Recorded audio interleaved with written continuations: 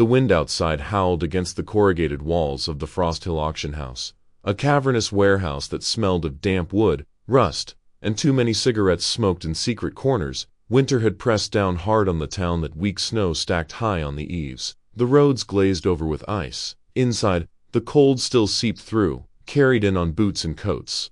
The crowd stamped their feet, rubbed their hands together, and muttered impatiently, waiting for the next item to be dragged onto the block. It wasn't antiques or machinery that brought this ragged gathering together. It was a kind of place where anything could end up for sale: salvaged tools, broken furniture, old farm equipment, even living things. And tonight, among the forgotten and unwanted, one living thing had been saved for last. Harold Boone, the auctioneer, cleared his throat and stepped up to the podium. Boone was a thick-set man in his 60s, his face weathered like split oak, his eyes glassy from too many winters and too much whiskey. He slapped his hand against the podium to command attention. "All right, folks," he barked, his voice carrying across the tin rafters. "Last lot of the night. Make it quick. I want a fire and a drink as much as you do."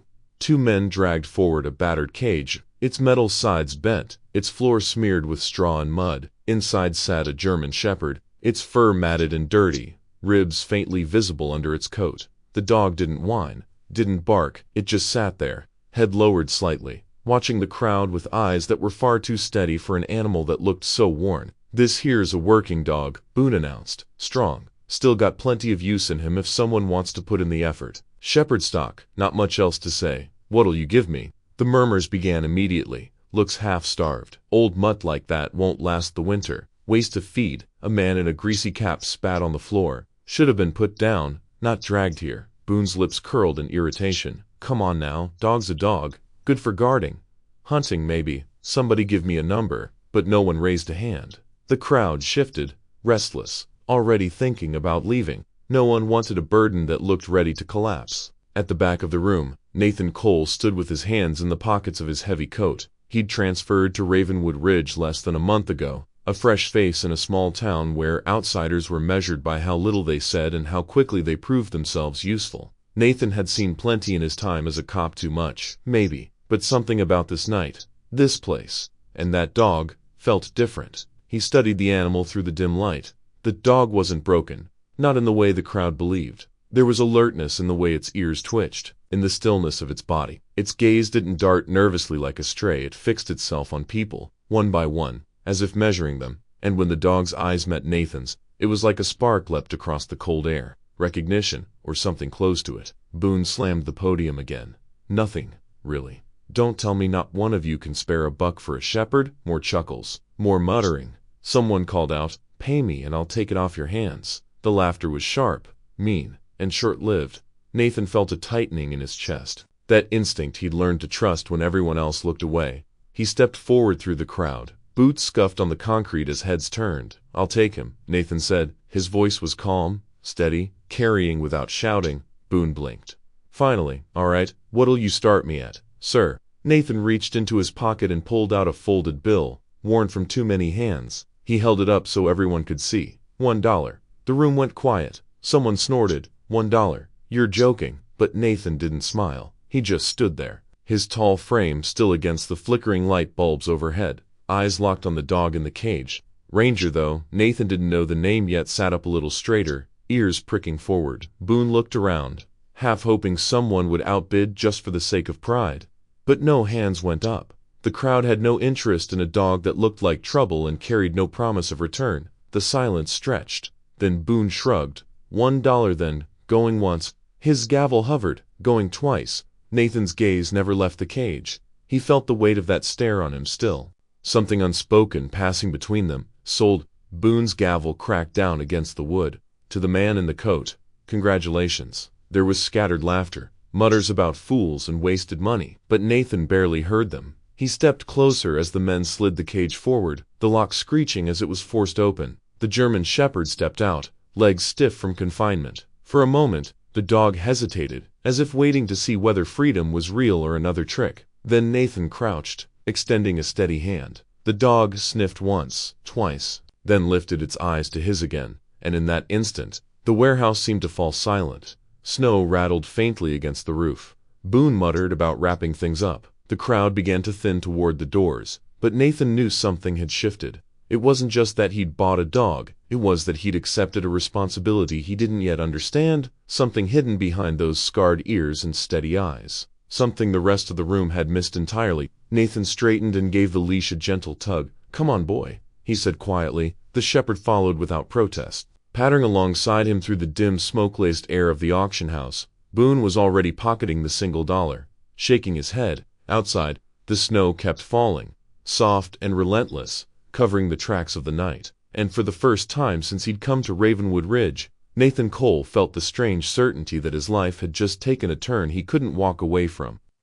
The crowd was still filing out of the Frost Hill auction house when Nathan stepped into the night air. The door groaned shut behind him, leaving the muffled sound of boots and laughter fading into the distance. Out here, the cold was sharper, cleaner. Snowflakes drifted under the yellow glow of the singles, settling on the hoods of parked trucks and the cracked blacktop of the lot. Ranger padded beside him, silent, the crane leash slack in Nathan's gloved hand. For the first time all evening, the dog seemed to breathe easier, no crowd pressing in, no jeers echoing off the walls. Still, there was a tension coiled inside the animal, like a wire drawn tight. Nathan crouched beside him near the hood of his car, his breath fogged in the air as he ran his fingers carefully over the dog's neck, parting the coarse fur. That's when he felt it. A ridge of scar tissue, deep and deliberate. Just inside the fold of the left ear, not the mark of accident or survival. No, this was purposeful, cut clean. Someone had wanted it there.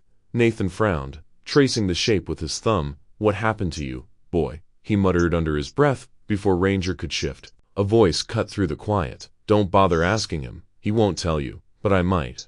Nathan turned, sharp hand instinctively brushing against the inside of his coat. A woman stood a few yards away, bundled in a long gray coat, a wool scarf drawn up high against her face.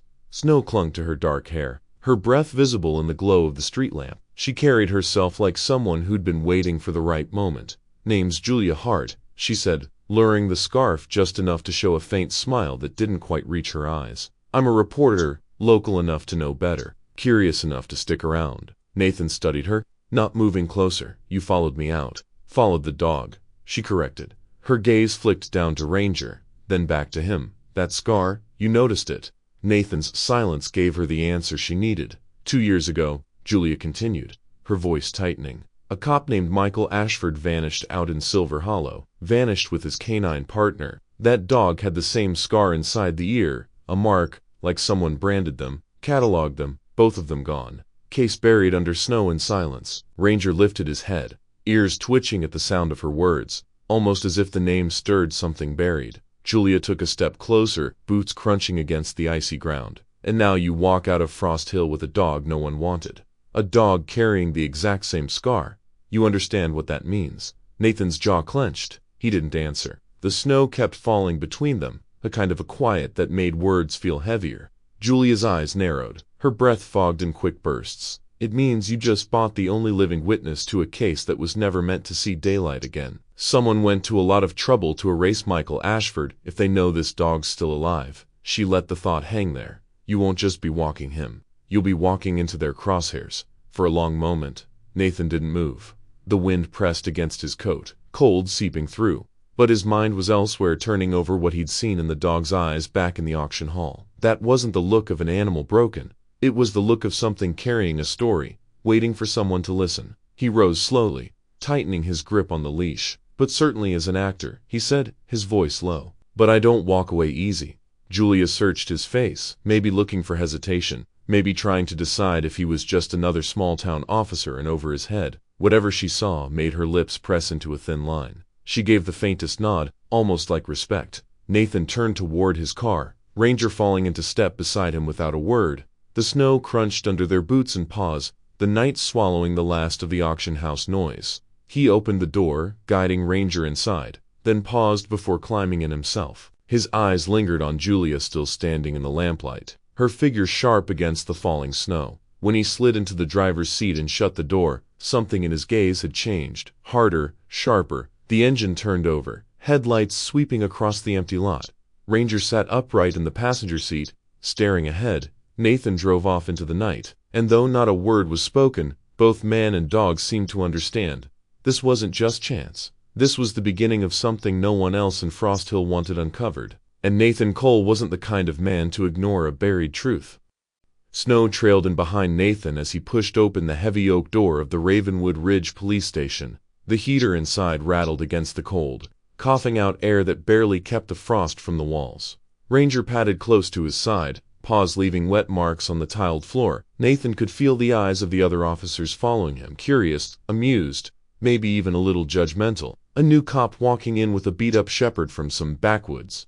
Auction wasn't the kind of thing that went unnoticed in a town like this. He didn't say a word. He just led Ranger down the narrow hallway toward the locker room. There, under the yellow glow of a flickering light, he set down a metal basin and filled it with warm water. The sound of the faucet echoed through the empty space. Ranger stood patiently, though his ears flicked at the strange noises around him. Nathan knelt down, sleeves rolled up, and began working through the dog's matted fur with a rake. Mud and grime loosened in dark streaks. Beneath the mess, a story was waiting to be uncovered. Nathan's hands slowed when his fingers brushed against something rough inside Ranger's ear. He leaned closer, pushing back the fur.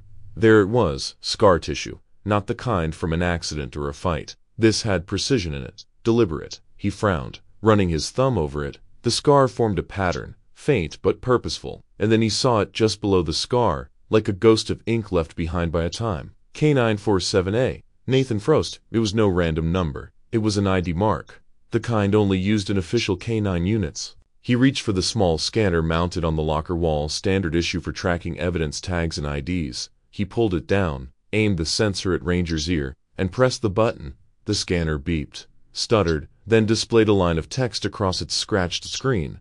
K9 missing, case file, Silver Hollow. Nathan's breath caught. Silver Hollow. He'd heard that name whispered when he first arrived. An investigation gone cold, a body never found, and a town that never stopped speculating. His voice was little more than a whisper. Michael Ashford? Ranger's ears flicked at the name, as if it meant something. Maybe it did. Nathan leaned back against the wall, the weight of the moment settling over him like the snow outside. This wasn't just a stray mat picked up at some auction. This was a missing officer's partner, a piece of evidence the world thought was gone, and maybe, just maybe, the last witness to what really happened. The squeak of boots on tile broke the silence. Julia Hart stepped into the room, brushing snow off her jacket. Her eyes found Ranger instantly, then flicked up to Nathan. "I figured you'd come here," she said softly. Nathan kept his gaze on the scanner in his hand. "You knew?" Julia exhaled, rubbing her arms for warmth. "I suspected. The scar, the way he looked at people, it was too familiar. Michael called me the night he disappeared." He sounded shaken, paranoid even. He said there was something in Ravenwood that went deeper than anyone realized. Nathan finally looked at her, eyes narrowed. "And you didn't tell anyone?" Her jaw tightened. Who would have listened? The official report said Michael went rogue. They painted him like a man who lost his grip. If I had gone public, they'd have buried me along with him. Ranger winced softly, stepping closer to Nathan, pressing against his leg. Nathan rested a hand on the dog's head, his thoughts spinning. "Silver Hollow," Nathan muttered. "That case has been locked up for 2 years. And now," he glanced at the scanner again, "now it walks into my station on 4 legs. Julia's eyes softened. "That dog is the only one left who knows what happened. And if you really want answers, Nathan, you've just bored yourself the most dangerous witness in this town." Silence stretched between them. The hum of the old heater was the only sound in the room. Nathan looked at Ranger again, really looked this time. The scars, the eyes that seemed older than they should be, the way he hadn't flinched even once since leaving that auction. This wasn't chance. This was fate dragging him into something bigger than he'd signed up for. Nathan straightened, tucking the scanner back into its mount. "If Michael trusted you enough to call before he vanished," he said quietly, "then I'll trust you too. But from here on out, we do this my way." Julia studied him, then gave a slow nod. "Fair enough. Just remember, Nathan, once you pull at this thread, you can't stop. And there are people in this town who'd kill to keep it buried." Ranger gave a low, steady growl, as if echoing her words. Nathan placed a steady hand on the dog's neck. "Let them try outside." The snow kept falling, quiet, relentless, covering Ravenwood Ridge in a blanket of white, hiding secrets beneath its silence. But now, Nathan knew some truths refused to stay buried forever. The storage room at Ravenwood Ridge Station smelled of dust and old paper. Boxes were stacked high, the kind of forgotten files that no one bothered to touch anymore. The single light overhead buzzed faintly, casting long shadows across the concrete floor. Nathan pushed the heavy door shut behind him. Ranger padded in first, nose low, sniffing the floor as if he could sense that this room held something important. Julia followed, hugging her coat tighter against the draft that slipped through the cracks in the walls. Nathan flicked on the second lamp, its glow spilling across the shelves of yellowed folder. "This is where the truth usually goes to die," he muttered. Julia's eyes swept the room, her gaze sharp, or where it waits for someone stubborn enough to dig it back up. She didn't waste time. As Nathan cleared a spot on the old table, Julia pulled a folder from her bag, worn, bent, but carefully guarded. She laid it down like it was something fragile. "Michael trusted me with this," she began, her voice low, months before he disappeared. "He said if anything happened to him, I'd know where to look." Nathan leaned in, flipping the folder open. Inside were photocopies of financial records, deposit slips, internal memos, nothing that made sense on its own. But Julia's eyes told him there was a story buried here. She tapped one of the pages with her finger. The Ravenwood Community Bank. Michael stumbled onto something while running a separate investigation. He thought it was small at first, a couple of irregular transfers, some shell accounts, but the deeper he went, the worse it got. Nathan studied the numbers, the routing codes, the steady trickle of money disappearing into places it had no business going. "Embezzlement," he said under his breath. Julia nodded, and not just a little. "We're talking hundreds of thousands, maybe more. Money funneled through fake charities, construction projects that never existed. Someone in this town was stealing right under everyone's nose. And Michael, he couldn't let it go." Nathan set the paper down, jaw tight. He remembered the way the scanner had flashed Silver Hollow. He remembered Julia's words in the locker room, how Michael had sounded paranoid, how he'd called her that last night. Julia's voice grew softer. "Before he vanished, he left me a message, just one line. If I disappear, the dog will know." Nathan's eyes flicked to Ranger. The shepherd had settled on the floor beside the table, head on his paws, but his ears twitched as if he understood every word. "He meant Ranger," Julia whispered. Michael knew something was coming. He trusted his partner to carry the truth forward, and now she looked at Nathan, her expression clear, unflinching. "Now that responsibility belongs to us." Nathan leaned back, folding his arms. "You're asking me to believe that a dead cop left a breadcrumb trail through a dog, that a missing canine holds the key to a conspiracy in this town?" Julia didn't flinch. "I'm not asking you to believe. I'm asking you to act. Because whether or not you want it, Nathan, you already stepped into this the moment you bought that dog for $1. Silence pressed in on the room. Nathan could hear the faint hum of the old heater in the distance, the scratch of Ranger's claws against the floor. He thought of the auction, of the way Ranger's eyes had locked onto his, not pleading, not desperate, certain, as if the dog had been waiting. Finally, Nathan spoke, his voice steady. "If we do this, it's on my terms. 3 rules. Julia arched a brow. "Go on." "1," he said, raising a finger. "No leaks. Nothing leaves this room unless I say it does. We're not giving whoever's behind this a reason to bury us too." Julia nodded. 2. No surprise headlines. "You're a reporter, I get that. But this story isn't about scoops, it's about survival. You print the wrong word at the wrong time, and Michael won't be the only ghost tied to this case." Her lips pressed into a thin line, but she said nothing. "And 3, Nathan's gaze dropped to Ranger, then back to Julia. "The dog stays at the center. He's not evidence. He's not a source. He's a partner. Whatever Michael meant when he said the dog will know. Ranger's the key to all of this. We follow his trail, wherever it leads." Julia studied him for a long moment, then exhaled. "Those are tough rules, Officer Cole." "They're the only rules," Nathan replied. For the first time since stepping into the room, Julia smiled, not wide, but real. "Then I guess we have ourselves an agreement." Ranger lifted his head, ears pricked. He gave a quiet huff, as if sealing the deal himself. Nathan glanced around the storage room once more, at the endless shelves of forgotten truths. "Michael trusted you," he said quietly. "Now it's on us to finish what he started." Julia's voice softened, and this time, "Nathan, we don't let the dark swallow its whole." Outside, the storm pressed harder against the old brick walls of the station. Snow whispered against the windows, covering the streets of Ravenwood Ridge in silence. But inside that storage room, under the flickering hum of a single lamp, a promise was made, a fragile alliance born in the shadows, and for the first time, Nathan felt it in his bones. The real fight hadn't even begun. The road out of Ravenwood Ridge narrowed as the snow deepened, winding toward the dark spine of the mountains. Nathan gripped the wheel of his patrol SUV, its wipers slapping rhythmically against the windshield. Beside him, Julia sat in silence, her notebook balanced on her knees, though she hadn't written a word since they left town. In the back seat, Ranger shifted restlessly, nose pressed against the glass, a low whine vibrating in his throat. His body was tense, alive with energy, as though some invisible thread was pulling him toward the wilderness ahead. Nathan spoke at last. "You sure about this?"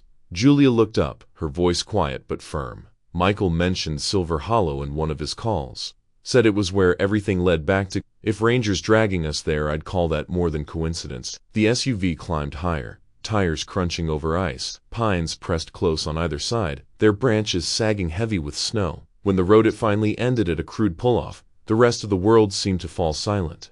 Nathan killed the engine. The sudden absence of noise felt deafening. Ranger leapt down first when the doors opened, paused, sinking into the powder, his ears twitched, nose immediately to the wind, before he turned and tugged at the leash in Nathan's hand. "All right, boy," Nathan muttered. "Lead the way." They followed him into the trees, their breath turning to white clouds in the brittle air. The forest seemed endless rows of dark pines, like sentinels standing guard. Every crunch of snow beneath their boots echoed louder than it should. Julia pulled her scarf tighter around her face. "It feels like we're walking into the bones of the earth." Nathan didn't answer. His focus was on the shepherd. Ranger strained forward, every muscle intent, as though he knew precisely where he was going. Nathan had seen working dogs' track sense before, but this was something different. This wasn't training. It was instinct, memory. The deeper they pushed into the hollow, the more oppressive the silence became. No birds, no rustle of small animals, just the wind sighing through the trees and Ranger's relentless pull. After nearly an hour, Ranger stopped abruptly. His body stiffened, hackles raised. He began to dig ferociously, throwing snow in all directions, his claws tearing at the frozen ground. "Easy." Nathan crouched, holding the leash but not stopping him. "What have you got?" Julia dropped to her knees beside him, eyes wide. "He's onto something."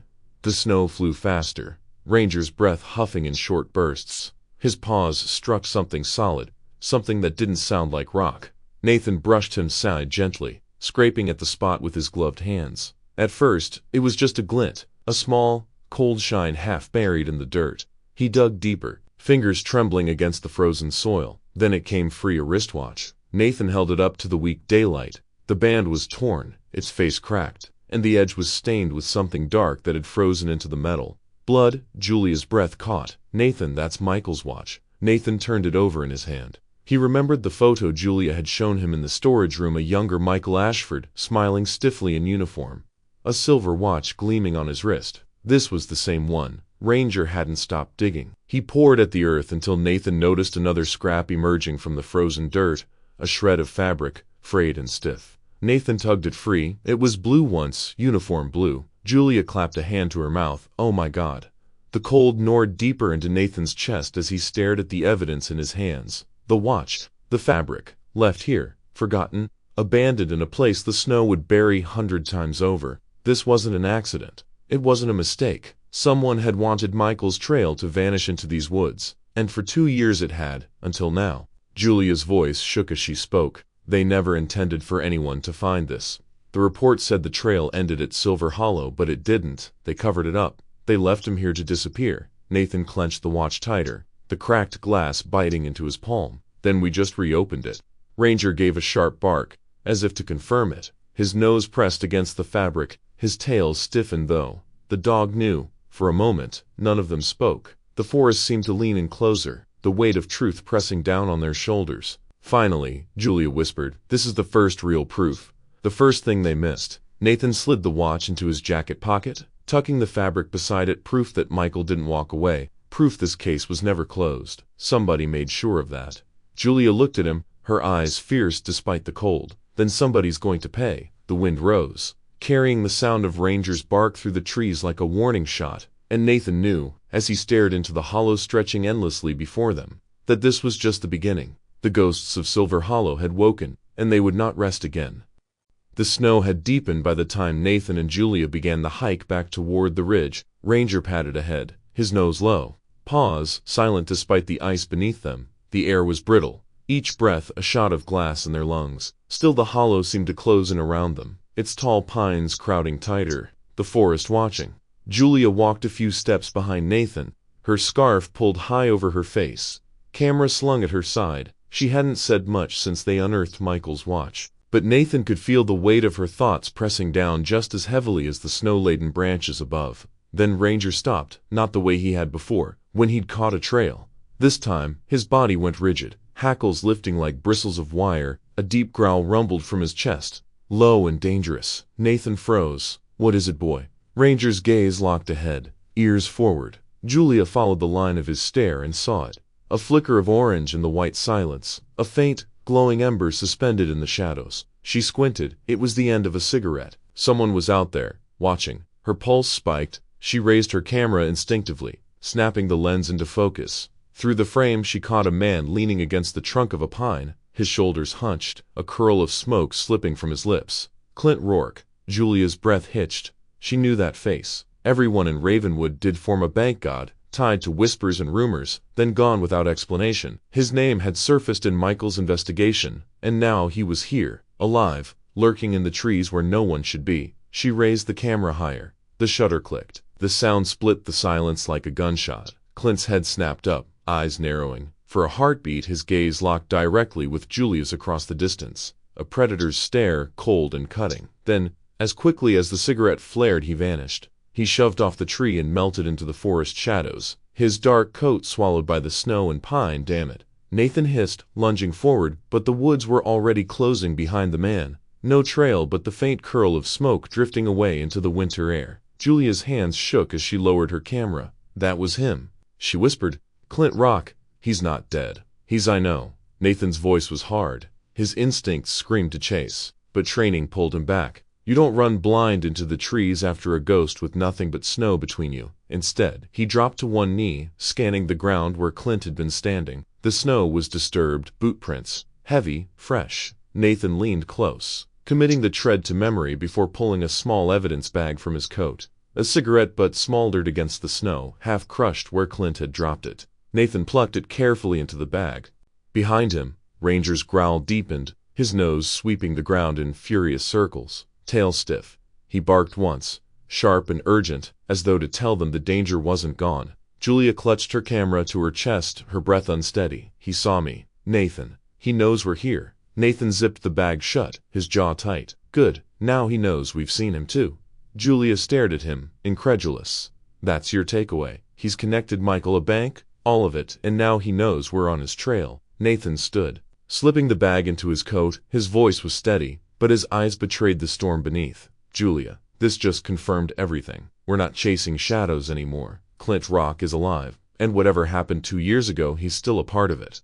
The wind surged through the hollow, rattling the branches above. Snow sifted down like ash. Nathan tightened Ranger's leash. The shepherd's muscles taut as a bowstring. Julia exhaled shakily, trying to calm her racing heart. "So what now?" Nathan looked back into the dark where Clint had disappeared. The silence there felt heavier than before, like the forest itself was holding its breath. "We go back," Nathan said finally. "We log the prints, the cigarette. We file what we can without tipping off Ward." Julia frowned. "You don't trust him?" "I don't trust anyone right now," Nathan muttered. He glanced at Ranger, whose amber eyes glowed sharp in the fading light. "Except him." For a long moment, none of them moved. The forest groaned under the weight of snow, the amber trail long since gone. Somewhere out there, Clint was circling back into the dark, watching, waiting. Nathan tugged gently on Ranger's leash. "Come on, we're not done here, but we'll need to pick our fights." Julia fell into step beside him, her camera pressed tight to her ribs. She couldn't shake the image of Clint's eyes locking on hers, the unspoken threat that passed in that fleeting second. As they began the long trudge out of the hollow, Ranger stopped once more, his body angled toward the trees, teeth bared in a low snarl. Nathan's hand instinctively found the grip of his sidearm, but nothing moved, nothing came. Still, the message was clear. They weren't alone, and Silva Hollow wasn't finished with them yet. Morning broke gray over Ravenwood. The storm had slowed, but snow still clung to the streets, muffling the town in a heavy silence to anyone passing by. The Ravenwood Bank looked like just another small-town institution, stone columns, brass handles, glass polished to a dull shine, but Nathan knew better. Somewhere behind its guarded doors, threads of Michael Ashford's investigation waited to be pulled. Julia walked beside him, her pace brisk, camera hidden in her satchel. She had a way of blending in her scarf loose, her smile casual, like she'd come to discuss a mortgage rather than unravel a crime. Nathan, on the other hand, didn't blend in anywhere. His build, his presence, The way his eyes swept the street as if measuring threats, they marked him instantly. "Let me talk," Julia whispered as they reached the steps. "You just look like you belong." Nathan raised a brow. "And how exactly do I do that?" She smirked faintly. "Try not to look like you're casing the place." They pushed through the heavy doors. Inside, warmth and polished wood greeted them, along with a faint tinge of floor wax. Clerks sat behind their counters, their smiles practiced but strained. The bank smelled of old money and old secrets. Julia approached the reception desk, her voice light. "Hi, Julia Hart. Here to speak with Manager Collins about our account update." The receptionist nodded, flipping through a ledger. "Of course, Ms. Hart. One moment." While Julia busied the front desk with her fabricated appointment, Nathan let his gaze drift. He wasn't here for small talk. He watched the corridors, memorized doorways, and noted the camera placements. His eyes caught a brass plate at the end of the hall. Records room. That was the target. Julia's laugh carried across the lobby, smooth and disarming. She had Collins, the portly bank manager with slicked back hair and a nervous sheen to his brow, half out of his office already, waving his hands as if explaining away some minor inconvenience. Perfect. Nathan slipped away, moving with deliberate calm. Ranger padded close at his side, head low, tail swaying just enough to look harmless. The corridor smelled of dust and ink. At the records room, Nathan produced a small tool from his coat, an old trick from his military days. The lock gave after a quiet click. He eased the door shut behind them. Rows of file cabinets stretched into the dim light, metal drawers labeled with dates and numbers. Ranger's ears perked, nose twitching. Nathan ran a hand along the drawers until his fingers paused at one marked Accounts Restricted Access. He pulled it open. In it, folders sat thick with paper, the edges worn from years of handling. He scanned quickly. Names, numbers, some accounts linked to nothing but empty shells. Transfers that looped between subsidiaries before vanishing offshore. Classic laundering patterns. One file in particular bore the initials M.A. Scrolled notes in Michael's handwriting lined the margins. Nathan's chest tightened. Michael had been here. He had followed these same trails. He snapped a few quick photos with Julia's spare camera, hands steady despite the thrum in his veins. This was proof. The sound of footsteps in the hall froze him. Nathan shut the drawer and pressed against the wall, hand instinctively lowering toward his holster. Ranger went silent, muscles taut, the knob turned. A uniformed guard stepped in, brow furrowing when he saw Nathan. "Hey," the man barked. "You don't belong back," before he could finish. Ranger leapt forward with a sharp bark, knocking a stack of files from a nearby table. The papers scattered across the floor like snow, startling the guard. Instinctively, the man bent to gather them, giving Nathan just enough time to slip past. Silent as a shadow, Julia's voice drifted from the lobby, still holding the manager in conversation. Nathan emerged from the corridor, smoothing his coat, his face calm. Ranger trotted beside him as if nothing had happened. Julia caught sight of them and shifted the conversation neatly. "Well, thank you, Mr. Collins. That clears things up. I'll be in touch." She offered a polite smile before steering Nathan toward the door. The cold air outside hit them like a slap. Julia waited until they were halfway down the block before speaking. "Well," Nathan handed her one of the folders tucked beneath his coat. "Accounts, shell companies, transfers to nowhere." And Michael's handwriting on half the notes. Julia's breath caught as she flipped through the pages. Her gloved fingers brushed the scribbles in the margins. He was right. He found it. "Which means," Nathan said grimly, someone knew he was getting close. Behind them, the bank door swung open briefly, a guard's suspicious eyes sweeping the street. Nathan kept walking. Ranger pressed to his side. Snow crunched beneath their boots. The town looked quiet, ordinary children dragging sleds, cars buried under drifts. But the truth sat heavy in Julia's hands. The kind of truth that got people killed. They had just stolen the first real piece of evidence tying Ravenwood's respectable facade to a web of corruption. And now, whether they liked it or not, the game was no longer about finding ghosts. It was about surviving the living. The Ravenwood Police Department didn't look like much from the outside. A squat brick building with a flag whipping in the cold wind, its windows dimmed by frost. But Nathan felt the weight of eyes as soon as he stepped through the door. Every cop in the lobby seemed to glance up then away, as though they already knew why he was here. Julia walked close beside him, clutching the folder they'd taken from the bank. Ranger padded across the tiled floor, claws clicking, drawing a few curious stares. Nathan didn't flinch. He'd been in enough stations across the country to recognize the same mix of bureaucracy and suspicion that lived in every one of them. A voice cut through the murmur. Nathan Cole, Lieutenant Ward, emerged from behind a glass office door. He was with iron gray hair and a mustache that tried to soften the sharpness of his eyes, but there was nothing soft in his tone. Inside. Now, Nathan followed him. Julia and Ranger closed behind. The office smelled of stale coffee and gun oil. On the wall, commendations lined up like soldiers, each plaque polished to a shine. Ward closed the blinds with a snap and turned, arms folded. "You mind telling me," Ward began, his voice low and heavy, "what the hell you think you're doing in my town?" Nathan kept his posture relaxed, but his words were steel. "Following the trail your people ignored. Michael Ashford didn't vanish into thin air, and I don't think his dog wandered back here by accident." Ward's jaw flexed. "This isn't your jurisdiction. You don't run an investigation in Ravenwood without going through me, period." Julia shifted uneasily, but Nathan's eyes never left Ward's. Silence stretched before Nathan finally said, "Then maybe you should ask yourself why your own men never pulled the files we found sitting wide open in your backyard." Ward's gaze licked to Julia, then to the folder in her hands. For a moment, the mask slipped something wary, something close to fear. Then he leaned back against his desk, forcing a dry laugh. "A reporter and an ex-Fed hell of a team. You think you've cracked some conspiracy because you dug through a bank's trash." Julia bristled. "Those weren't trash records. They were hidden accounts, transfers, shell corporations. Lardering Michael was onto something, and you know it." Ward's eyes cut to her, sharp as glass. "Careful, Miss Hart.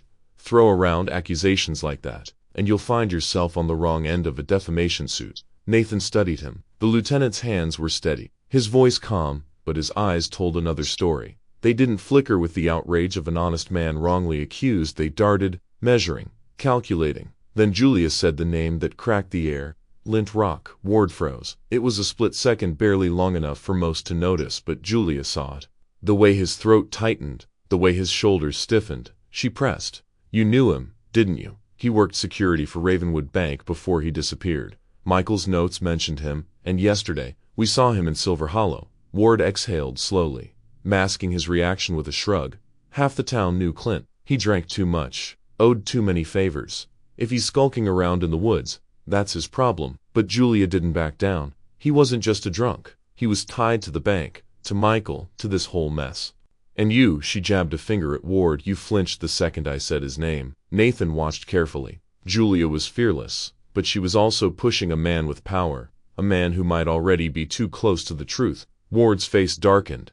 He pushed off the desk and leaned in, close enough that Nathan could smell the coffee on his breath. "You're out of your depth, both of you. Whatever Ashford was chasing, it died with him. My advice, let it stay that way." For a moment, silence swallowed the room. Then Ranger growled low in his throat, the sound rumbling like distant thunder. Ward's eyes flicked down to the dog, and Nathan saw it, the faintest flicker of unease. Nathan stepped forward, voice calm but edged with iron. "You can stonewall me, Ward. You can threaten me, but one thing you can't do is change the fact that your town has blood on its hands. And whether you like it or not, I'm going to find out whose." Ward stared at him, muscles tight. Before finally stepping back, he waved a hand toward the door. "Get out, both of you, and keep that damn dog on a leash." Julia grabbed her satchel, glaring as she brushed past him. Nathan lingered a second longer, holding Ward's gaze. Then he turned and followed her out, back in the lobby. Julia's voice was hushed but fierce. "You saw it, didn't you? He knows Clint, maybe more than that. He's hiding something." Nathan's jaw tightened. He didn't answer right away. His eyes scanned the station cops moving papers, answering phones, chatting like any other day. But he knew better. Somewhere in this building, loyalties were already compromised. Finally, he said it out loud. "There's a leak in this department. Someone on the inside doesn't want the truth coming out."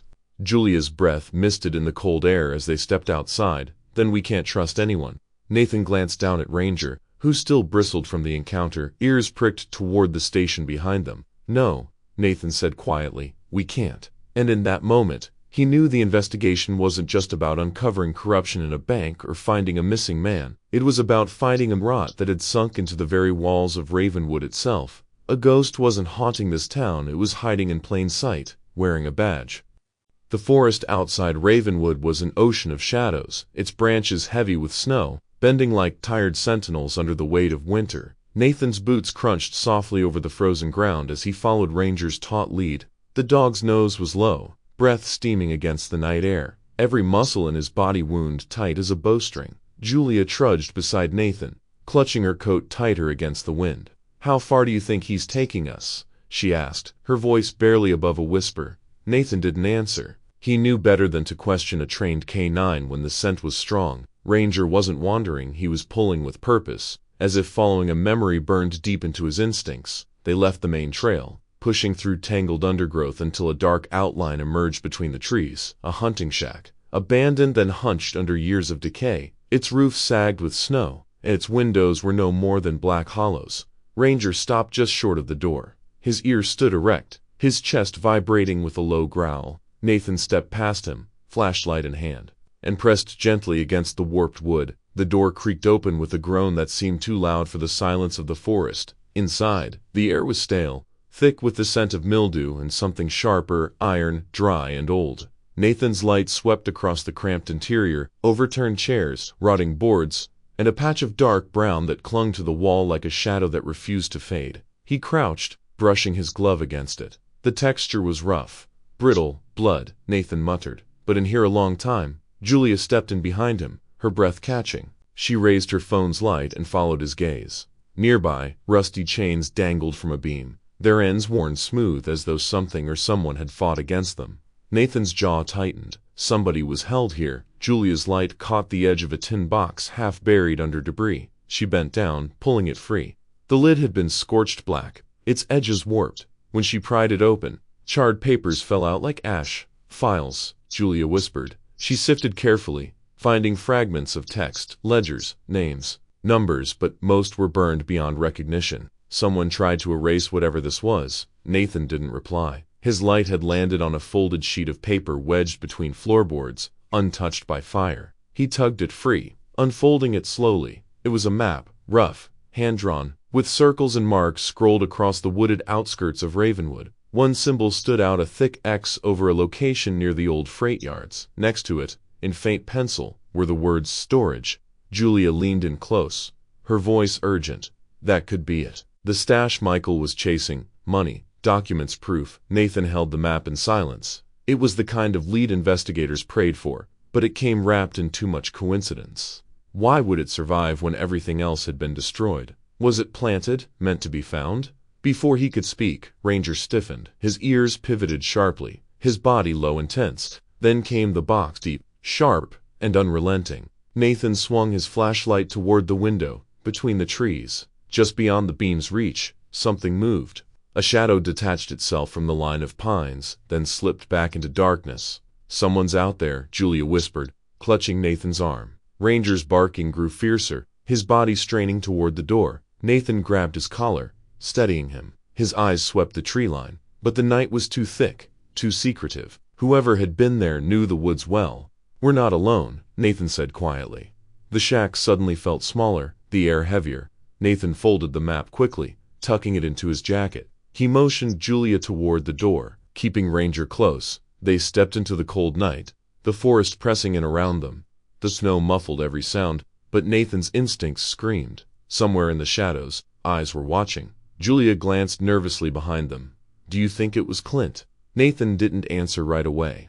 He kept his eyes on the path, listening, every sense on edge. Finally, he said, "If it wasn't Clint, it was someone who wants us to stop.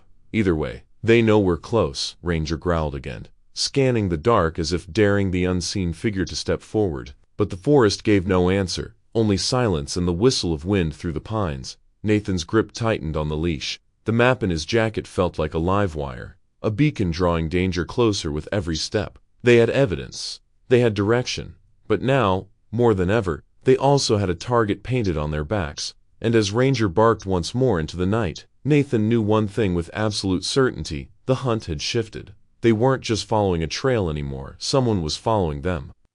The motel was the kind of place people came to forget, not to be remembered. Rusted railings lined the second-floor walkways. The neon sign out front buzzed with a sickly red glow, and the night air carried the stale scent of cigarettes and damp carpet. Julia had chosen it because it was anonymous, cheap.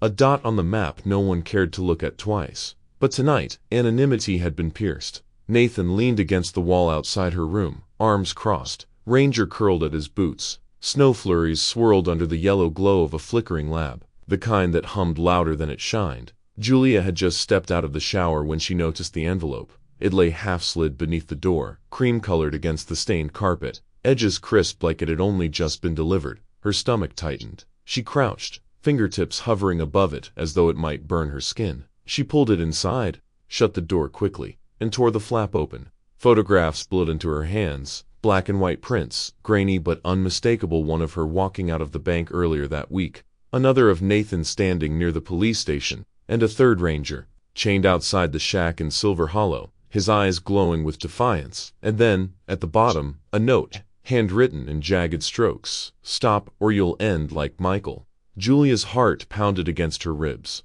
Her breath grew shallow. The photograph slipped from her trembling hands, scattering across the floor. The knock on her door nearly made her scream. "It's me." Nathan's voice came, steady but quiet. She yanked the door open, clutching the note in her fist. Her eyes were wide, wild. "They know Net. They know where we've been. They've been watching us this whole time." He stepped inside without waiting for invitation. His gaze swept the room, then landed on the photographs at his feet. He knelt, gathering them with careful hands. His expression hardened as he read the note. "Classic scare tactic," he said, voice low. "They want to rattle you. It's working," Julia snapped, her voice cracking. She pressed her hands to her temples. "This isn't just about a story anymore. This is my life, your life. They're telling us we're next." Ranger padded into the room, nose brushing the photographs before letting out a low, uneasy whine. Even the dog seemed to sense the threat that clung to the paper. Nathan straightened, setting the photos on the small table by the window. He looked at Julia, really looked at her. The fear was written in every line of her face, but so was something else. Exhaustion, the toll of carrying Michael's ghost for 2 years. "You're scared," he said quietly. "Good. That means you understand what we're up against. But fear isn't a reason to quit. Not now." Julia shook her head, pacing across the worn carpet. "You don't get it, Nathan. Michael thought he could take them on, and look where that got him. Dead, buried in the snow while the people responsible are still free. Do you want to end up the same way?" Nathan's jaw tightened. He stepped closer, his voice steady, unflinching. "Michael wasn't wrong to try. He just didn't have backup. Now he does. You, me, Ranger, we're not him. And if we walk away now, if we let them scare us off, then everything he risked dies with him." Julia stopped, her back to him, staring out the window at the falling snow. Her shoulders trembled. I can't live with another body on my conscience." Nathan's voice softened, a rare crack of emotion slipping through his discipline. "Then don't. Help me make sure his is the last." Silence filled the room, broken only by the hum of the neon outside and the faint scratching of Ranger's claws on the carpet as he circled and lay down. Julia turned slowly, eyes brimming. "You really believe we can do this? Take them down, bring this into the light?" Nathan met her gaze without flinching. "I don't just believe it. I need it. Michael deserves it. You deserve it. And Ranger." He looked down at the dog who raised his head, eyes sharp. "He's the only witness left. We can't fail him, either." Julia exhaled shakily, her resistance wavering. The photograph still lay between them like a curse. But Nathan's steadiness anchored her. For the first time since finding the envelope, she felt the tight grip of fear loosen, if only slightly. Nathan reached for the note, crumpled it in his hand, and dropped it into the motel trash bin. "They want us afraid, running in circles. That's not happening. Tomorrow, we move forward. Smarter, stronger, together." Julia nodded, though her voice was barely more than a whisper. "Together." Nathan placed a hand on her shoulder, firm but reassuring. "Get some rest. We'll need it." She sat down heavily on the edge of the bed, staring at the scattered photographs as if they might rearrange themselves into answers. Ranger pressed against her leg, warm and solid, grounding her in a way nothing else could. Nathan lingered by the door, eyes scanning the dark packing lot beyond the curtains. Whoever delivered that envelope was still out there, watching, waiting. But as he looked back at Julia, and at Ranger curled faithfully by his side, his voice was resolute. "Michael's story isn't ending with a warning. It's ending with justice." The storm hit harder that night, snow slanting sideways under the beam of Nathan's headlights. The old truck groaned along a half-plowed road, tires crunching over ice. Julia sat in the passenger seat, silent, the glow from a phone barely lighting her face. She hadn't spoken much since the envelope, but her silence wasn't surrender, it was resolve, building in the quiet. Ranger perched in the back seat, wind softly, his nose pressed against the cold glass. His ears twitched, every sense alive. He wasn't just restless, he was leading. The dog's head jerked sharply to the left, toward a shadowed road nearly swallowed by drifts. Nathan slowed the truck, following the pull of instinct that had carried them this far. "You trust him?" Julia asked, her voice low. Nathan kept his eyes on the snow-choked road ahead. "He's gotten us this far, hasn't he?" The truck rolled to a stop at the end of a narrow lane. Beyond the windshield loomed a warehouse, long abandoned by the look of it.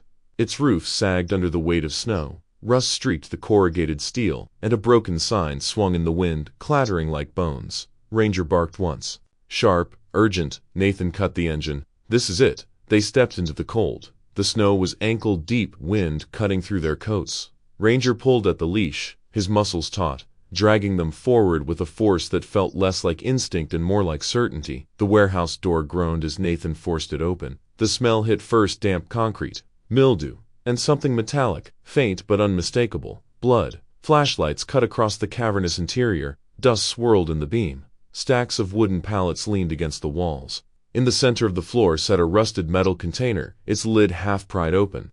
Inside, bundles of cash wrapped in plastic, their corners blackened as if someone had tried to burn them but couldn't finish the job. Julius Brathcourt. "Oh my God, this is real." Nathan crouched, pulling a file folder from beneath the bundles. The papers were scorched at the edges, but the numbers, the signatures, they were clear enough. Shell accounts, transfers, Ravenwood banks, fingerprints all over them. "This is what Michael found," Nathan muttered. "Proof they've been laundering money for years." Ranger wind again, pouring at the ground near the back wall. Nathan swung his flashlight and saw another metal case, smaller, half-buried beneath debris. He tugged it free. Inside, more files, photos, names, enough to bury half the town's elite. But before Julia could speak, the sound came, a slow clap, echoing in the emptiness. Nathan froze. He knew that voice before the words even came. "Well," the rookie cop and the little reporter. Clint Rock stepped from the shadows, a cigarette glowing between his fingers, smoke curling like a ghost around his scarred face. Behind him, two men emerged, thick jackets, guns in their hands, boots crunching on the concrete. Julia's stomach dropped. Nathan shifted his stance, putting himself between her and the gun barrels. Clint smirked. "Funny thing about dogs, they never know when to stop digging." His eyes flicked to Ranger, who growled, "Teeth bad. And now you've got this mutt digging graves for you." Nathan's hand twitched near his holster, but the odds were wrong. Clint saw it, grinning wider. One of his men swung a pistol toward Julia. "Drop it," Clint said. "Now." Nathan froze. He raised his hand slowly, gun still holstered. One of the men stepped forward, wrenching his arms behind his back, forcing him to his knees.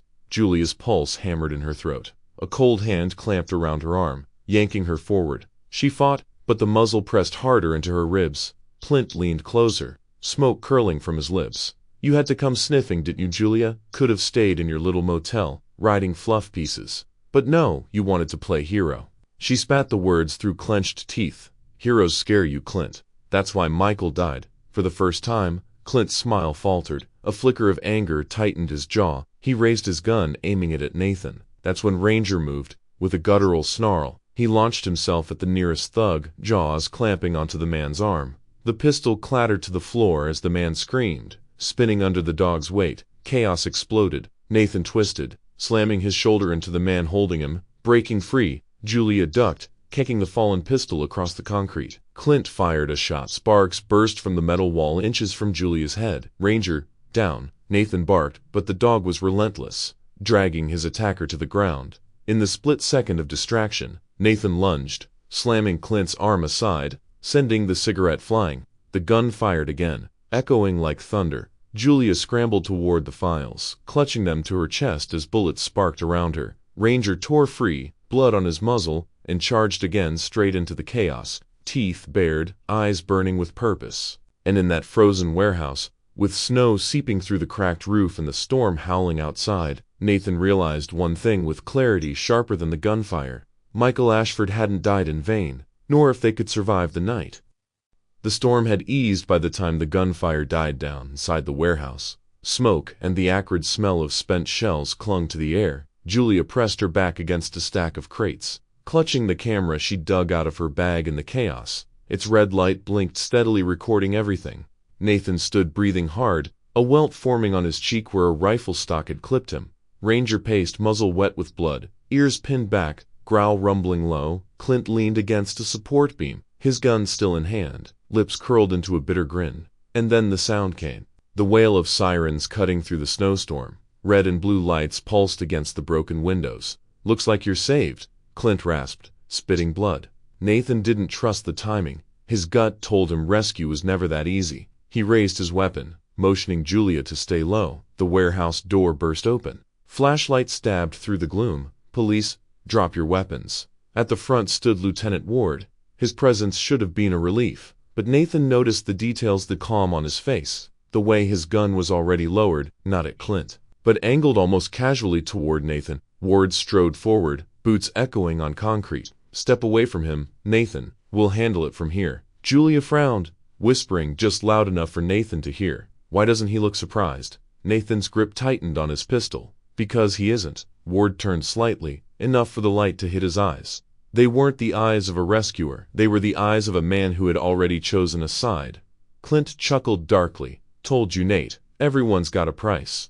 Nathan's heart sank as Ward holstered his weapon and extended a hand toward Clint, pulling him upright. The gesture was practiced. Familiar, too familiar. Julia's whisper cracked with anger. "He's with them." Ward's voice was steady, almost bored. "Nathan, you're out of your depth. This isn't your fight. Walk away, and maybe we can forget you stuck your nose where it doesn't belong." Nathan shook his head slowly. "Michael thought the same thing, and you buried him for it." Ward's jaw tightened. That was all the confirmation Nathan needed. Clint sneered, loading a fresh magazine. "Tie it up, Ward. I'm done playing games." Julia's camera caught every word, every gesture. She angled it just enough to keep the scene framed. If they didn't make it out alive, the world would still see the truth. Nathan raised his pistol, voice low. "You're not walking out of here with this." The silence before the storm stretched long enough to hear the snow dripping through cracks in the roof. Then it broke. Clint fired first, the bullet sparking off steel near Nathan's head. Nathan dove, rolling behind a pillar. Julia scrambled low, clutching the files and camera. Ranger launched forward, barreling toward Ward with a ferocity born of instinct. Ward's shot rang out, grazing Nathan's arm. But before he could fire again, Ranger slammed into him. The lieutenant staggered, gun clattering to the ground as teeth sank into his forearm. Ward screamed, swinging wildly, but the dog refused to let go. Julia's hands trembled as she filmed. Every frame evidenced Clint firing, Ward standing at his side, both men exposed for what they were. Nathan rose from cover, sight fixed on Clint. Their eyes locked, years of unspoken hatred boiling over. Clint raised his weapon, but Nathan was faster. His shot struck true, disarming Clint, sending the gun skittering across the floor. Clint lunged anyway, fists swinging, the fight primal now. Nathan met him head, the two men crashing against crates, wood splintering under the weight of their struggle. Ward staggered backward, blood dripping from his arm where Ranger had torn deep. He tried to reach for his backup weapon, but Julia's voice cut through the chaos. "It's over, Lieutenant. I've got it all on camera." For the first time, fear cracked Ward's face. Nathan slammed Clint against the wall, pinning him with his forearm. "This ends tonight," he growled. Clint spat blood, laughing even as his breath came ragged. "You think anyone's gonna believe you?" Julia stepped forward, holding up the camera, its red lights still blinking. "They won't have to believe us. They'll see it." The warehouse filled with the echo of heavy boots, backup units finally pouring in. Real officers this time, guns raised, faces hard. They froze at the sight. Clint subdued, Ward bleeding with Ranger still growling at his arm. Julia standing tall with the camera raised like a weapon. One officer barked, "Lieutenant Ward, what the hell is going on?" Nathan didn't give him the chance to lie. He shoved Clint forward, cuffs already in his hand. "Corruption, murder, and here's your proof." Julia lowered the camera, her voice steady for the first time all night. "Michael Ashford didn't die for nothing. The truth's out now." Ward slumped against the wall, his career and his secrets bleeding out into the cold warehouse floor. And for the first time since Michael's death, justice no longer felt like a dream, it felt inevitable. The courthouse of Ravenwood stood like an old sentinel against the late winter sky, its stone steps dusted with snow. Months had passed since the night in the warehouse, yet the echoes of gunfire, betrayal, and revelation still lingered in Nathan's memory. Today, though, it was not about secrets in the dark. It was about truth carried into the light. Inside, the air was heavy with anticipation. Reporters crowded the hallway, their cameras flashing, But for once Julia Hart was not among them. With a microphone in hand, she sat quietly in the gallery beside Nathan, Ranger at their feet, his dark coat brushed and gleaming. Though the scar by his ear remained, it was a mark of survival, a reminder that some truths are carried not on paper, but in flesh. At the front of the courtroom, the prosecution laid out the case with steady precision. Piles of documents, photos, and ledgers stacked high on the oak table, evidence of a years-long scheme of embezzlement and laundering that had rotted the heart of Ravenwood Bank. But it was not just the paperwork that cut through the silence. Julia's video, played on a wide screen for all to see, filled the courtroom with voices from that night. Clint's sneer, Ward's betrayal, Nathan's defiance. The grainy footage captured the gunfire, the struggle, the confession born not from words but from actions too clear to deny. Nathan's jaw clenched as he watched Ward's face flicker across the screen, the man who had sworn an oath to protect but instead chose greed and secrecy. He could feel Ranger shift at his feet, a low whine breaking through the hush, as though the dog to recognize the man who at once ordered his silence with chains. Clint sat shackled beside his defense attorney, his smirk long gone, replaced by a hollow stare. Ward, pale and gaunt from the months awaiting trial, kept his gaze low. Neither looked like men who held power anymore. They looked like ghosts stripped bare by truth. Then came the moment that cracked the courtroom wide open. The prosecutor reached into a sealed evidence bag and withdrew Michael Ashford's watch, the same watch Nathan had dug from the snow Silver Hollow. Its face spied a web with dried blood. The prosecutor's voice softened as he held it up. This was recovered at the site where Mr.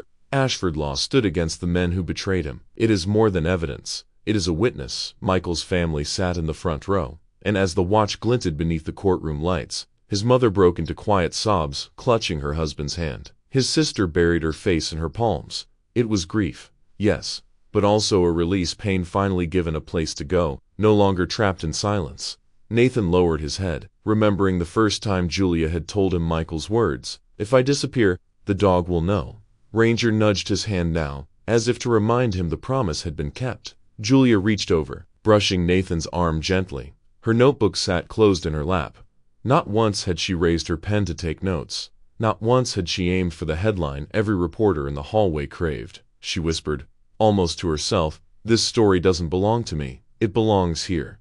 When the defense attempted to dismiss the evidence as circumstantial, the video played again, Julia steady filming, leaving little room for doubt. Every bullet casing, every confession, every desperate glance was a more. The jury took less than 3 hours. When the foreman rose, the silence was so heavy Nathan could hear Ranger's steady breathing. The words landed like stones breaking water. On all counts guilty. Flint's shoulders sagged, eyes hollow. Ward shut his eyes, a man finally cornered by the truth he thought he could bury. But in the gallery, Michael's family wept openly, not for the verdict itself, but for the justice it represented. For years, their son's name had been nothing more than a rumor of failure, a whisper of corruption. For today, that stain was washed away. As the gavel struck, Nathan let out a breath he hadn't realized he was holding. Beside him, Julia's eyes brimmed with tears, but she didn't reach for her camera. She simply leaned down and scratched behind Ranger's ear. Afterward, as the courtroom emptied, a reporter pressed Julia for comment. Miss Hart, when will your story run? She shook her head. It won't. Not the way you think. This isn't for headlines, it's for the record. For Michael. Nathan glanced at her, a quiet respect in his eyes. She had chosen something rarer than fame. She had chosen restraint, letting justice speak louder than any headline ever could. Outside, the snow had started again, falling soft against the courthouse steps. Michael's parents paused to thank Nathan, their words broken by emotion. His mother bent down, stroking Ranger's fur with trembling hands. He stayed loyal. He remembered. Ranger stood steady, ears perked, tail swishing once in quiet acknowledgement. Nathan watched them go, then looked out across Raven. For the first time in months, the town felt lighter, the shadows less suffocating. Justice had not erased the scars, but it had given them meaning. Julia pulled her coat tighter, smiling faintly. So what now? Nathan slipped his hands into his pockets, snow gathering in his hair. Now, we keep moving forward. Michael deserved that much. Ranger deserves that much. The dog patted ahead, nose lifted to the wind, leading them down the courthouse steps. His paw prints pressed into the snow steady, unbroken, a trail carved through cold and silence. And behind him Nathan and Julia followed, carrying not just the weight of what they had uncovered, but the quiet assurance that truth, once brought into the light, can never truly be buried again. The cemetery sat on the edge of Ravenwood, tucked against the hills where the pines grew tall and silent. Snow blanketed the ground in soft white, muting every sound except the crunch of boots along the narrow path. The sun was sinking low, casting long streaks of amber light through the bare branches. Nathan walked with Julia at his side, Ranger padding close, his breath forming small clouds in the fading air. The world felt quiet, reverent, as though even the town itself held its breath for this moment. Michael Ashford's grave was simple, a gray stone rising from the snow, marked only with his name, dates, and a line coved deep, faithful until the end. For a long while, none of them spoke. Julia's eyes glistened in the dim light, her hands tight around her coat as though bracing against more than the cold. Nathan stood still, his gaze heavy, carrying the weight of battles fought and truths uncovered. Ranger stepped forward, ears pricked, as though he knew exactly where they had come. In his mouth, he carried Michael's watch, the same one pulled from Silver Hollow, its face cracked but still ticking faintly, stubborn as memory itself. The dog lowered his head, placing it gently against the base of the stone. The metal gleamed under the dying sun, a symbol returned to its rightful place. Ranger lingered there, nose brushing the granite, as if to say a final goodbye in the only language he knew.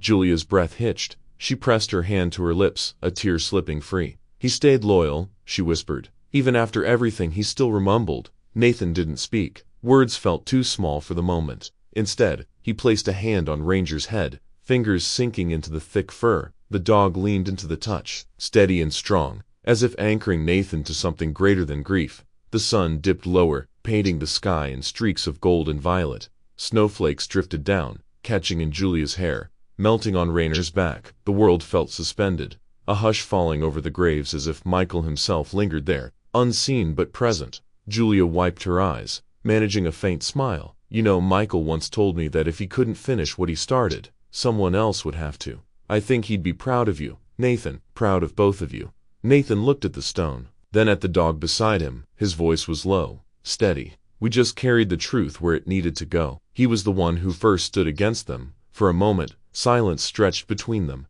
Then Ranger lifted his head, eyes catching the last light of sunset.